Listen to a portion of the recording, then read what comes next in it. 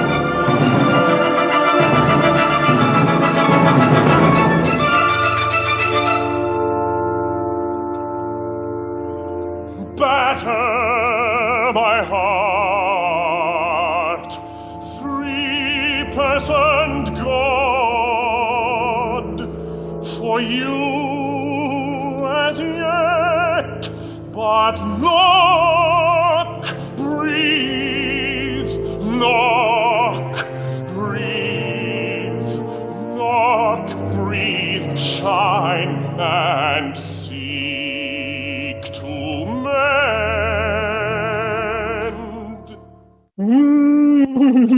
Oh, that piece gives me feelings. Friends, would you join me in welcoming our guest today, Peter Sellars? Peter, it's so wonderful to have you here today. We're all very excited to get to speak with you and learn from you, as you know, because I think you've been here since the beginning. The audience today is made up of educators and music lovers and opera supporters and teachers. You should know if you have questions for Peter Sellars, we're going to try to take some time near the end for that. So be ready with those good questions. Peter, I'm going to kick it off with a little game that I like to call 60-second life story. I'm going to put 60 seconds on the clock, and you need to tell us your whole life story. Don't leave out the awesome parts. Are you ready for this? Starting now. My life story began approximately an hour and a half ago when I came on this broadcast, which is so thrilling everybody is here. And can I just say thank you so much for taking part of your Saturday to be here. Thank you, thank you, thank you, thank you. And, my mother is a high school teacher, my dad is a high school librarian. I'm sorry. Just want to say thank you, thank you, thank you for making the world safe and beautiful and like reaching towards everything we're trying to reach towards together and creating a new space so that, the old thing is teaching is like in one direction. Thank you for making the multi-directional reciprocity zone of real teaching. And can I just say, bless you, thank you, thank you, thank you, thank you. And yes, opera, of course, is about exchange in every direction. And my life has been working all over the world with incredible artists. And opera is just about sharing space. How do we share everything we have together? How do we share the water, the air, the natural resources, our human rights, and everything we love or care about or treasure or cherish? Opera is this incredible shared space that invites everyone in with a suggestion of harmony, that there is something prevailing that's larger than any one of us. And that is what music does. Music invites us into a world where we have to recognize as human beings there is something larger than ourselves, and we're all part of it. And our job is to participate, but also to listen and to notice what other people are doing. And That is one of the best 60-second life stories I've ever heard. And I feel like it actually is a beautiful depiction of you, Peter Sellars. There's so many things we want to talk about with you today. Many of the things that you just said in your 60-second life story, but we're going to start with Dr. Atomic. Pretend that I am a student who is unfamiliar with this opera. Tell me the basics of what I need to just get into this opera. Well, I mean, just get into being alive right now. Get into, Wagner's Götterdämmerung is famous about, the opera about the end of the world, which is a kind of lovely image from Norse mythology. But excuse me, that's no longer mythology. We have tens of thousands of nuclear warheads all over the world. At this moment, we are able to destroy the planet many, many, many times over. And of course, we've already begun that process with the more than 2,000 atmospheric nuclear tests, which are why cancer became the disease of choice after the Mm. 1940s.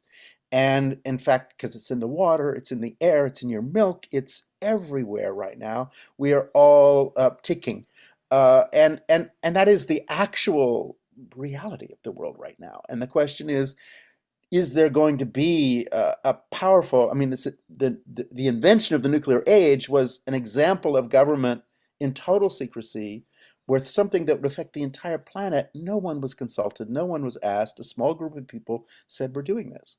And so that's a complicated moment in the history of the, you know, largest functional democracy is what we're hoping to be. But again, it's also a question in India, which is the largest functional democracy, which we're hoping India will be. But right now, nuclear power, nuclear destruction, nuclear transformation is a topic for every human being on Earth. Mm. Opera is about a way of gathering everybody and saying, could we look at this? Could we look at this together? Could we touch what is mythic about it? But can we also touch what is not a myth? What is the reality that's in your body right now? And can we address these questions in a way that like opens the imagination and doesn't just say just narrow things into a position paper, but actually create, what is volatile and alive about being alive. So this opera is this combination of actual historical documents, which people are singing, like Akhenaten. I Yes. mean, I think we really, Philip Glass and John Adams were creating, a new era in the history of opera very deliberately by saying, let's take opera and start with original documents. Let's make opera about not just crazy avoidance of life, but actually let's engage life as fully as we can. And so, the difference between the Akhenaten documents, well, the Akhenaten documents arrived many centuries after they were suppressed. But in this case, many of the documents that we were setting in Dr. Atomic were, of course, um, completely top secret. And Right. so it's so beautiful that John Adams is setting documents that the US government didn't want you to read for chorus and orchestra with, brass accompaniment so that Yeah. things that were only whispered can really be sung aloud among a democratic population. And that's very, very, very exciting. So anyway, just to say to any student, Dr. Atomic is tasty. It's meant to be tasty, but it's also meant to be hard and really, really engaging. It like pulls you in Yeah. many directions, and it insists on your concentration because, the nuclear questions are not lightweight questions. They Right. go deep, and so you have to commit to them and go really far into them. So that's a little bit what I would say. And then just one last thing is, we all have to be part of some movement right now to address these questions. Yes. And so, again, opera for me is this place, the history of opera is Monteverdi or Mozart or Morzowski saying, what kind of world do we want to live in? Can we make this gathering point where we can ask ourselves those questions? Look at history, but also look at our own imaginations and look at what's actually in our hearts. Mm. So there is a great documentary called Wonders Are Many that chronicles a slice of the creation of Dr. Atomic because I feel like that creative process has continued up until now. It's not like it has continued to evolve. But I recommend that documentary as a resource for educators and opera lovers and documentary lovers, frankly. But in that documentary, it made this point that the people who worked on the development of the technology were in their 20s, and Oppenheimer was only 40 when the testing was taking place. These were very young people that had their heads down sort of just developing the science and the technology around the bomb. And only a few of them, many of them were only a few years older than the high school students who are going to be watching and studying this. And then listening to the conversation with Anthony and Richard, it occurred to me that Akhenaten, these are both operas centered on relatively young people under extraordinary circumstances, much like the young people who will be introduced to this opera for the first time, which I thought was fascinating. Oh, wow. Susan, thank you. I recommend Wonders Are Many to everyone. It's made by John Ellis, one of the great filmmakers who made the film called The Day After Trinity, which is really the movie where all of the key players were interviewed kind of before they all started to die. And and Mm. and John gave me access to his archive. So a bunch of things in the opera actually are drawn from those interviews. And John, of course, is the filmmaker who knows nuclear history better than anyone. When he decided to make a history of our opera at the same time, what Wonders Are Many does is updates how to make an atomic bomb while he describes how to make an opera. And so that it's just a shock because he's updating nuclear history at the same time he's following us trying to make this work. And I would just really emphasize, as with opera, as with all performance, I mean, Akhenaten has been done for the last 30 years, and it took to arrive at this beautiful production that Anthony is in. But that's not what it looked like when it was new. And for Dr. Tomic, the same. We work on it over and over again. There's Yeah. so much in there. You're touching just this or just that. And I really want to emphasize that it had one.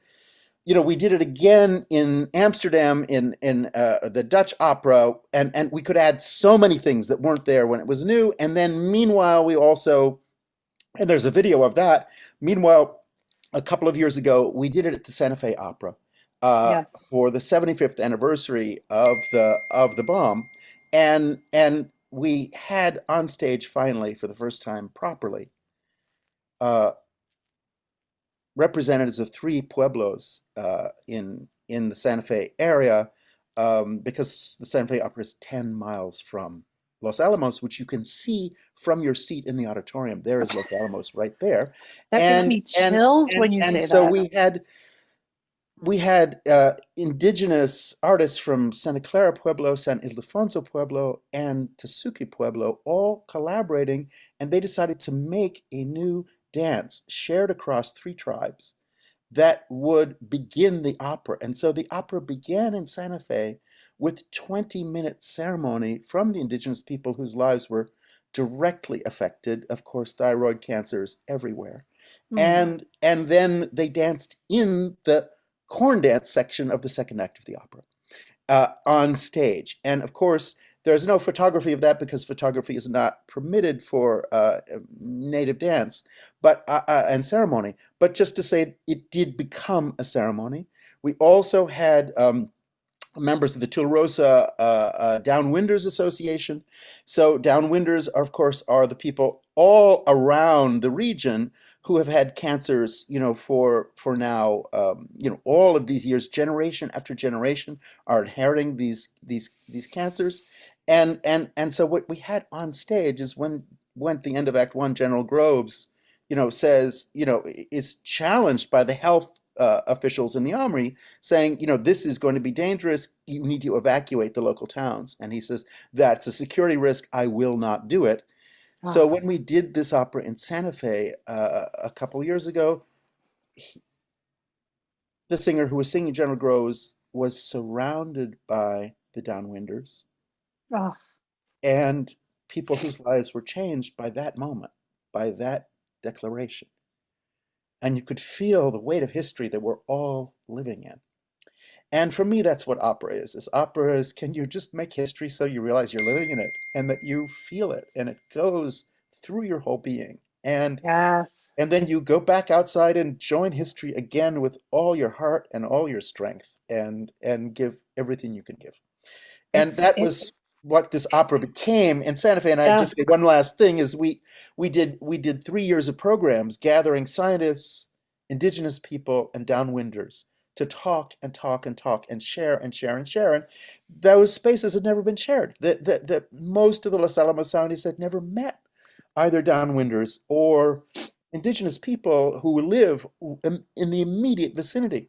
And so it took an opera to create the space where those Mm. people could come together, talk, meet each other, share stories, recognize how all their lives have completely been intertwined and what the actual effects are of this program across 3 generations. It's just remarkable, and what I'm thinking while you're speaking is one approach to curriculum when teaching this opera is about activating, like you said at the beginning of this conversation, uh, what is your part? What is your part in this world? And taking a stand. We must take a stand. And I can imagine that this opera could be part of a bigger discussion about that activism.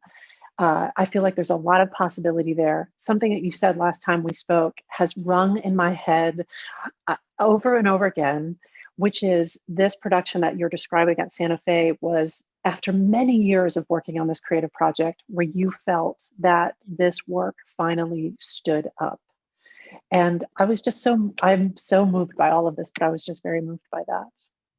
Well, I would just say it's the same as the nuclear movement. I mean, it's life work.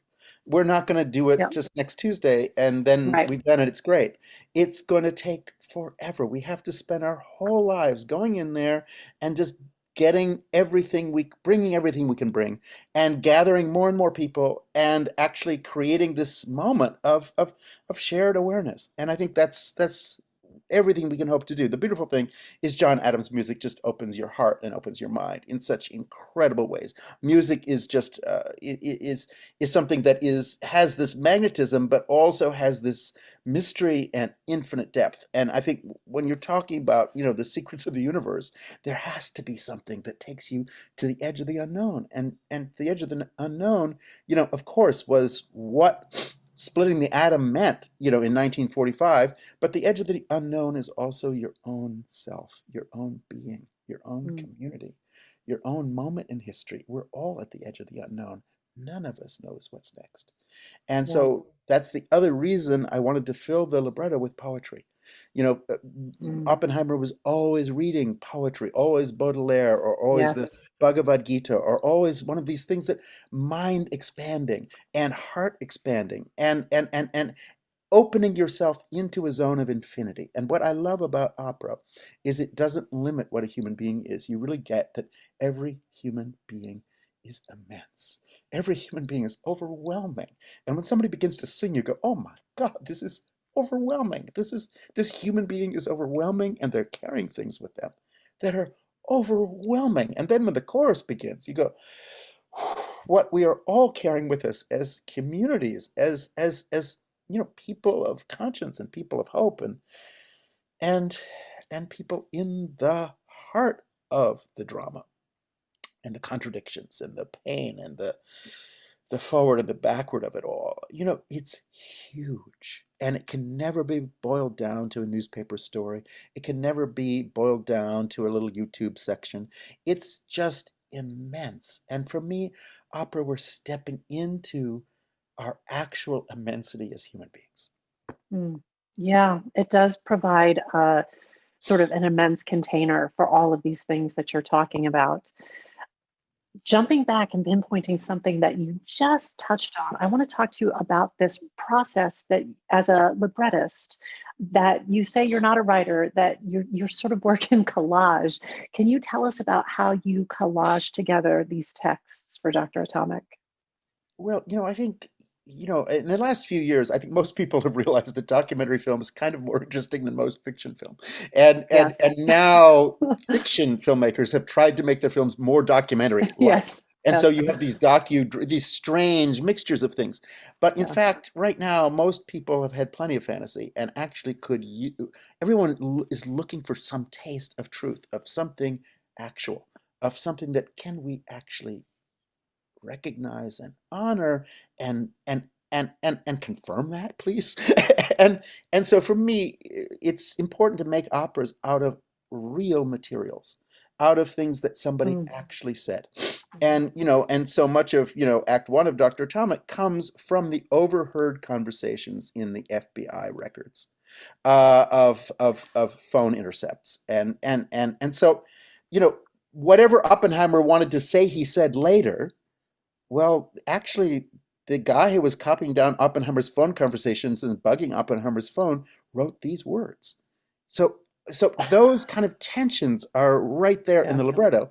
And again, at the same time, you know, when everyone says facts, facts, facts, well, facts by themselves are also potentially truly deadly and don't deal with the fact that reality has many deeper levels. And so that's why we always have to go into poetry. And so I always want to put next to the hardcore documentary record, I always want to put poetry that opens the questions up to their real proper scale and again Mm. opens the imagination that, you know, for example, people in the drama didn't dare have at that moment. Or maybe they did, which is what's so moving about Oppenheimer having Baudelaire in the pocket, in the left pocket of his jacket on the night of the test, and the Bhagavad Gita in the other pocket. Clearly, these larger things are on everybody's mind. But Yeah. of course, can they actually acknowledge that? No. And is there a language at that moment? No. But of course, opera, we're allowed to look back and we're allowed to say, okay, can we take a snapshot of this moment that is the external world, but also the internal world? What are people going through Wow. internally, which is, of course, what music does and where poetry takes you. And, you know, Muriel Rukeyser, I mean, the other thing about, you know, that's hard about Dr. Atomic is the women were not allowed to say anything. We have no record of the women. And except there's one, the Los Alamos Historical Society put out a hilarious little book by the wives, which was called Making Do and Standing By.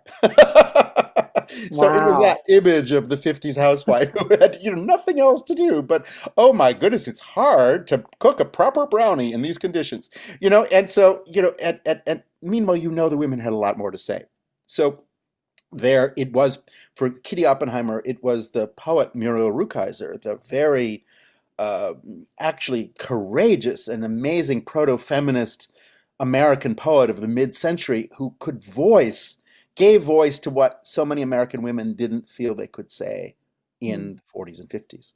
And so I have Muriel, you know, front and center. And one of the lines that I wanted in the libretto, but John Adams refused to set it, but I still love it, is one of my favorite Muriel Rukeyser lines is the universe is not made of atoms, it is made of stories. It's a good line. That's great. And so in Uh, Dr. Atomic, you want to feel all of those stories yeah. also on the boil with all of those atoms. Yes. Yes. So, oh, this is so, this is very moving conversation.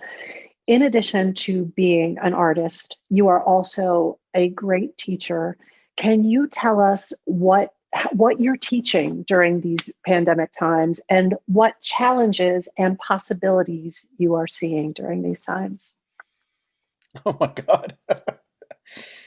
You know, the class I taught this summer was called Daily Abolitionist Practice and was actually about, you know, what it means to hear the virus not just as an affliction, but as a message.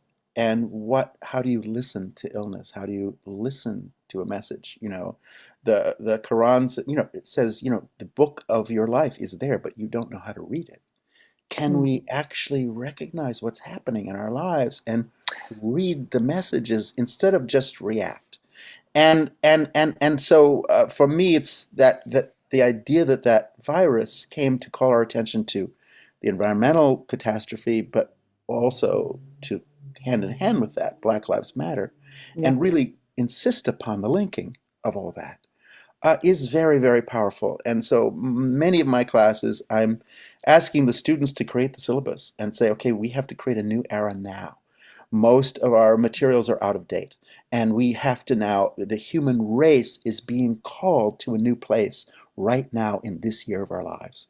How do we get there? And how do we take each other there? And so I'm inviting the students to really shape the curriculum and bring forward things that everybody in the room needs to know about and needs to understand. And we're really trying to create this forward motion. And right now I'm in the middle of a giant class called Myth and Ritual. And I'm dealing with, really primary myths that hold us together. And again, but also myths that need to be critiqued. And so I'm Yes. my let's put it this way. I'm a lot of the class is Zen Japanese women's rituals or Hebrew women's rituals of that rituals that are quiet, that are done to hold everything together, that aren't climbing on your horse and running somewhere, but actually Hmm. just right now, every day, what are the secret things you can do that are holding everyone together when everybody Oh, is in trouble and everybody feels doubt and everybody feels unease? What are the little rituals that continue life with grace and beauty? And how does beauty heal? How does beauty heal every single day? And what are the healing gestures of beauty over and over again in your life? The assignment every week for the students is, first of all, I've asked every student to write a private list of a bunch of things in their life they want to change about themselves, mm, a bunch of things they want to change in their life, and then things they want to change in the world. And then every week, I'm asking every student to write one page, which is describe a ritual that is already in your life, that mm, you are aware of or not aware of. What are the things you do when things get bad? What are the things you do when you want hope and you want to touch something you need to touch that allows you to go forward or reconcile with someone who you're having a difficult time with? What are those rituals? That's page one. Page two is now describe how you will reshape and reimagine that ritual to address something on your private list. mm. And so I'm just inviting the students to create new rituals, to say, okay, what are the ways in which we want to train our minds, train our hearts, train ourselves to bring the world we're hoping for into reality? And and so that of course is creative, and creativity is healing. Creativity, what shuts people Yes. down is when they're not allowed to be creative. And Yep. every human being needs to be creative because that's the generative healing gesture that we all have with every breath. And right now, human race needs to be at the maximum high setting for creativity. And so let's please just flood our worlds with deep creativity, and the creativity will create a new era of connectivity and again sharing, because for me the cultural program for the 21st century is sharing. That's the thing that we weren't good at in the 20th century and before that. Everything was done by this group or that group. Now what does it mean that everything we do is shared? Because the ocean rising is shared and the hurricane is shared. And so now we really need to recognize how we work together. Opera is this gorgeous image which goes beyond the US Senate of like, what can it be if human beings really work together? Mm. What can they accomplish? And for me, that's why I love opera. It's the space where we're all noticing each other, not just in a general way, but with this fineness of attention. Everybody has to pay total attention in an opera to make it all work, to make everything hang together. It's not kind of like this. It's no, no, it's exactly like this. And you have to pay so much attention to every other human being. And that's just a beautiful way to live. Uh, I didn't realize I would cry my way through this interview, but good job, Peter Sellars. Would you be willing to share with us one of the small rituals that you use in your life we had a long conversation last week in this conference about how are we really doing and how are we taking care of ourselves during this time? And I'm just curious how you're really doing and one of these small rituals that you are using in your life today. Well, again, time with nature is really important. I Mm. walk every day, and just spend your time with flowers, please. Let the actual natural beauty of a flower fill your whole being, and let those colors and the vivid colors that we'll never photograph because the colors are so amazing. The Yeah. colors that we can't reproduce, they're just incredible. Those colors are healing, powerful, powerful energy of those colors. And of course, the other thing is very basic practice, which is everything you do before you do it, please dedicate it to someone. That's what I'm always asking my performers I can't stop crying. before the Oh, Peter performance begins. Sellars. That's what we did every night with Dr. Atomic. You want to dedicate this performance to someone who needs it, for Yeah, whom it will be meaningful, and who will actually bring meaning also into your life, and somebody who has brought meaning into your life, or a group, or a tree, or a rock. I mean, just please dedicate. Everything we do can't be selfish. Everything we do has to be dedicated to some larger good and some larger hope. So I always that's really try and true just, if you're doing an opera or if you're getting ready to get down and scrub the kitchen floor. I do it when I work out, frankly. We do gratitude burpees where every time you jump up, just saying, grateful to move, grateful to, my dog, grateful, for the health of my parents, just that sort of, even in the most mundane circumstances, that is a beautiful practice. It's and really then just, you know that you're healing when you're able to be kind. And I think that's the other big deal because, we're all doing things that there's a lot of tension. Opera is, unbelievably tense. There's so much at stake. There's so many egos. There's so yeah. many everything. And so the other ritual is just basic kindness as over and over again to reaffirm and to touch it again and center yourself again. And whatever is going on, just center yourself again in that. And of course, what's beautiful about opera is you recognize that people are going through so much that you don't even begin to imagine. That's And right. so, and opera is about that secret world that no one would dare share with you. And when you realize that the person sitting next to you is actually going through all that, Yeah. but of course they're not sharing it. And of course, Yeah. in an opera, Oppenheimer can pour that out. But in real life, he was so buttoned up. He could never, never dare open his heart in any of those ways, even in private, because of course his private moments were, spied on, and so we have the You got the tapes. Yeah. the write-ups of everything that he Yeah. even said in private, and he could never dare open what he was thinking. Well, most people go through life that way. Most kids, most people can never dare express what they're really thinking. And so what we try and do in the arts is just create a little bit of protected zone. That's what I think of our practices is this is the protected zone. You can come in here and think whatever you think and feel whatever you feel Oh, and have a protected space where you're allowed to acknowledge it. And it doesn't have to be judged. And we can just share everything that we're actually carrying with us. And that's why I hope Dr. Tomic, goes beyond judgment. I mean, that's I think one of the things we learned from Mozart operas. When I was young, my first opera that I staged when I was 21 was Così fan tutte, and I was going wild with it. And then the beautiful music director, just said, "Could we have a little break, Peter? Let's have a little rehearsal break." And then he took me out to the water fountain in the hall, and he said, "Peter, this is Mozart. You can't judge these characters. mm. You can't judge people ever." And so, opera is that space of just stop judging everyone, just stop judging everything, and just Oh, see in Boris Godunov that this mass murderer is also, trying to raise his son and is a mess, but is a human being, and it's like, excuse me, everything this, we're dealing with is actually made by humans. So yeah. could we understand humans more deeply? Yeah.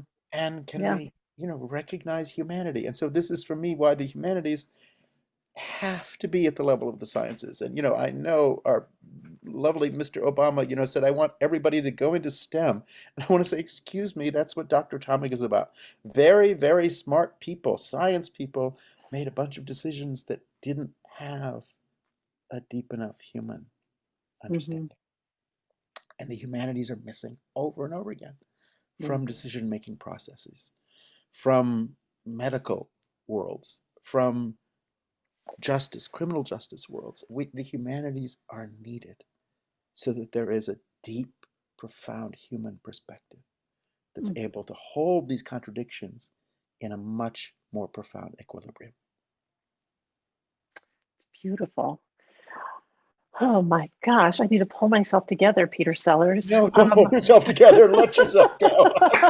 That's what opera's about. No, but opera is about it's Yeah, the place where you sob your heart out. It's the place where you yeah, finally let go, where you cry and cry. Opera is about those emotions which we all have, and we're all just don't are not allowed to deal with. And the music just opens all those realms, and yeah. suddenly those emotions are It's allowed and alive.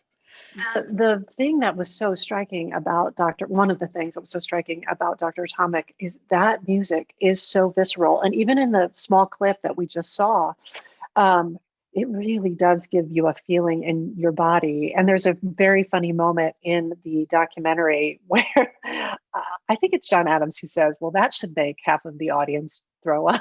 That sort of, but as the sort of palpable tension is rising as we get closer and closer to the moment of testing, the way that you all capture these feelings, whether it's a moment like that or a moment like a husband and wife coming together, the way that you capture that and so that it moves through the audience's body, I think is very fascinating. Susan, thank you for putting that so beautifully. I mean, what we're trying to do is, I think, of all people in the history of the world, we are the ones that have our histories. Um, we are the ones who have our histories kind of at arm's length. They're reported Mm, to us from news sources that are supposed to be, impersonal and objective, and or are super the opposite, but not actually daring to look very closely. And so the bizarre thing is, we know more about, ancient Egypt than we know about the time we're living in. And so it's just a very strange thing that we all are arm's length. And if we could actually feel what it is for people on the Texas border to be separated from their children, and for kids right. to never see their parents again, could we actually feel that? In a visceral way. What would that be like? It's Yeah. not an idea, not an Yeah. ideological thing, not a this side or that side thing, not a left or right question, but Yeah. a human question. And so most questions on earth are not conservative or liberal, they are human. And so the humanities actually need to be at the table profoundly to create the space of reconciliation, to create the space that, again, one person can look at another person and say, sorry, let's try that again. Let's do this differently. I I, feel like that's what you're trying to get at in your creative work and in your teaching, which is another form of your creative work, where you are helping create these scenarios for people to feel these things and examine it and um, make the most of this life. It's well, really extraordinary. and to be empowered to realize that there are no extra people. We need every human being who's here. Everyone will only see what they can see, which is so beautiful, but also why each of us is needed to complete everybody else's vision.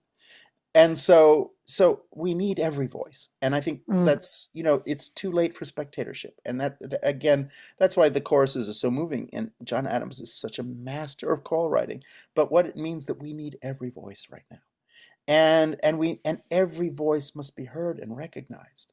And that sense of recognition and that sense of courage of what it means to speak up, speak out, be present, um, this is really different from teaching to the test. This is really yes, not about yes. repeating back what you were told and then getting a very good grade. This is about being able to repeat back something that you were never told, and that we've been waiting for millennia to hear.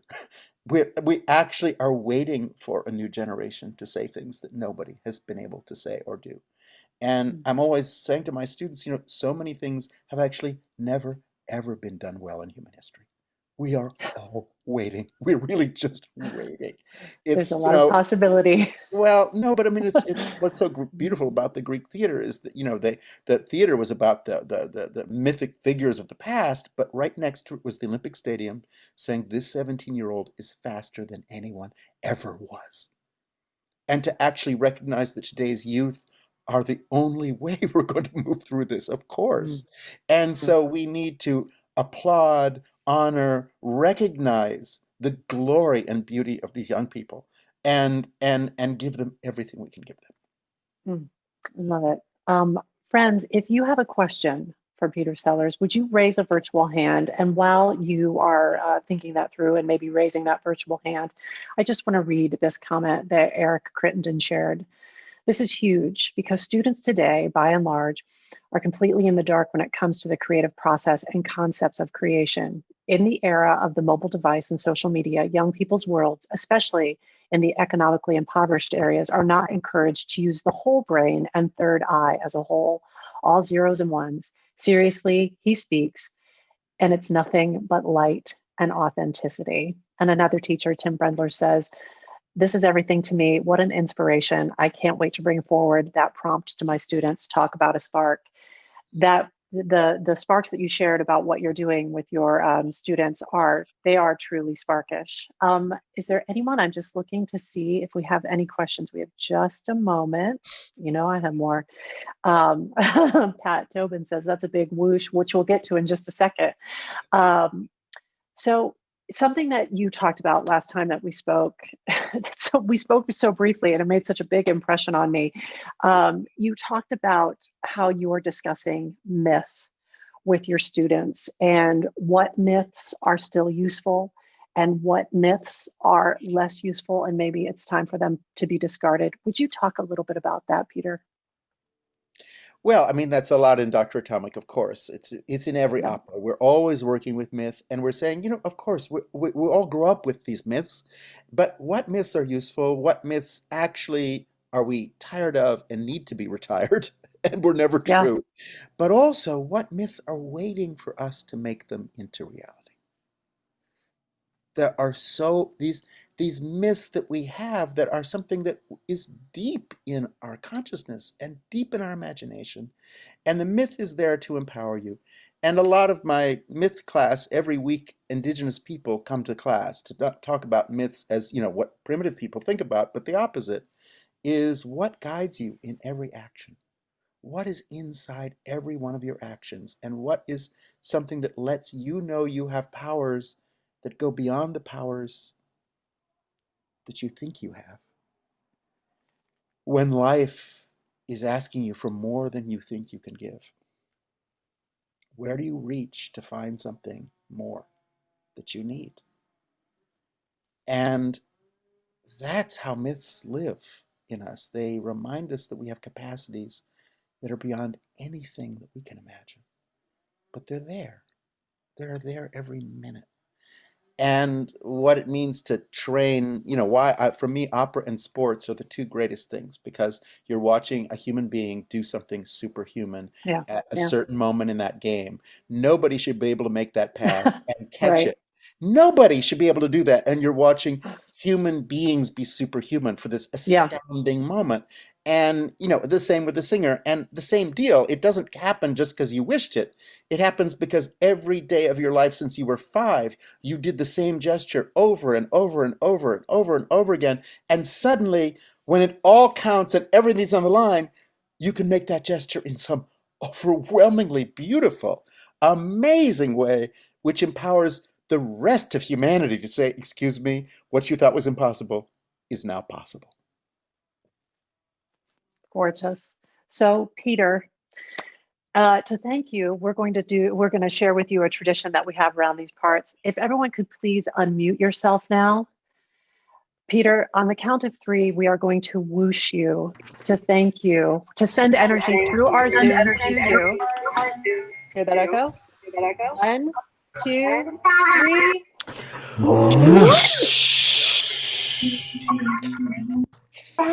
So thank you so much. Is there anything that you would like to share with us? Any final thoughts before we let you go? just pure love and pure admiration for this group of people. I mean, it just say, just more love to you, and thank you. I mean, God knows, I know a little bit because I of course work in a public university system. You know, the obstacle course that is put in front of us every day.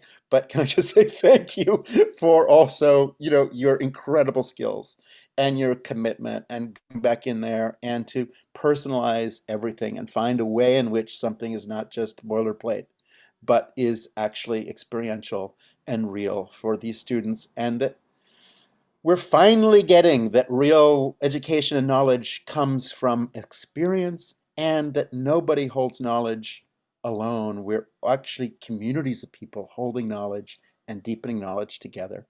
And so that's a new paradigm of education in my life, and thank God for it. Thank God it's here. And more power to you. Ah, thank you, Peter Sellars. Ah,